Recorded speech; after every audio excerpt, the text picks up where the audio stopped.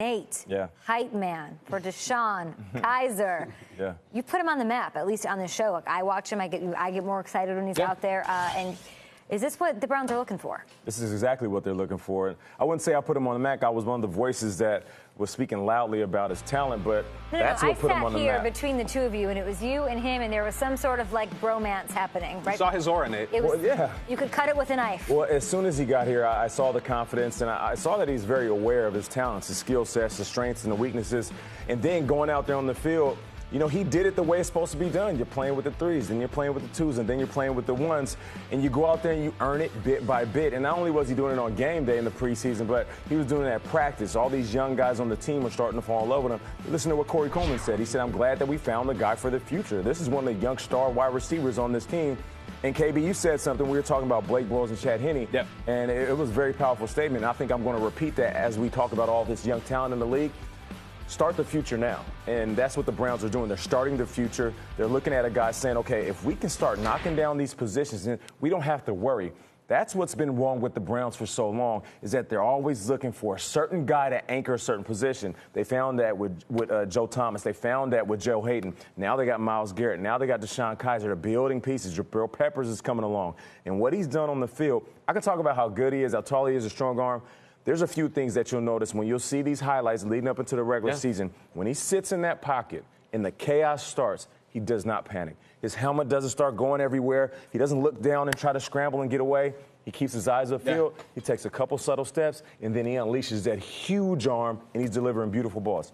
Are there things he has to work on? Of course. He's a rookie. He's going to make a ton of mistakes. But right now, this is the quarterback for the Browns, and they made a great job with deciding to go with him. Not only a rookie, a 21-year-old rookie. You know, he had that come out as a sophomore, really young.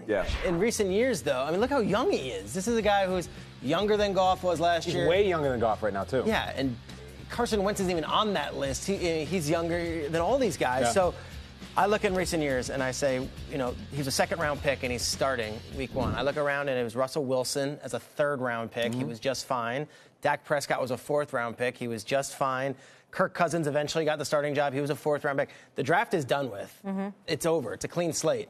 He is their quarterback of the future, and it can't be, they didn't even take Mahomes. They didn't take Watson. That conversation's done. Kizer's their guy. He's starting week one, and hats off to him. But I love that because it's not always the case, I feel like, with the Browns or with any team. You have, oh, this guy's starting for week one. That's not what they're saying. Hugh Jackson's like has this ride or die mentality now. We've got to give some, I think it's maybe understated, the dedication that they're giving to the quarterback. Like, yeah, you might fail. You got Pittsburgh Steelers week one. You got the Ravens really stout defense week two. If you are awful in those games, that guess what? We're still committed to you. And that's saying something because he easily could say, oh, he'll be the starter week one. Maybe we'll pull him and shuffle it around. No, like that allegiance, I guess, is pretty impressive. You went in early. You're my guy. I knew you before you were a thing. And I didn't fall in love with him here at the table. I believe we were having a spelling bee at the time with him. So it was a little different. And I know he officially sort of won the job in that week 3 against the Buccaneers preseason. When I felt for the dude was against that Giants team, because I saw him out there against Olivier Vernon and JPP and Snacks and all those guys, and it was on that 2nd and 5 when he took off running, took the hit, and signaled first down in front of his home fans.